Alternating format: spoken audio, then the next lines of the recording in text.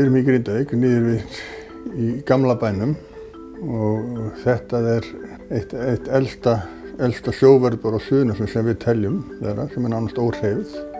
Við sóttum styrk til uppbyggingarsjóðs Suðurnesja 2016 á haustið og það ætlunin að rífa allt járn að utan og setja nýja glugga í húsið, lyfta því aðeins upp.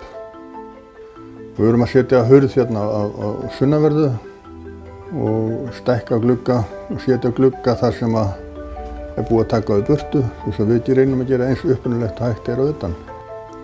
Til þess að þetta gangi allt upp hjá okkur, þá þetta samfélagi þarf að standa saman og allir hjálpast að.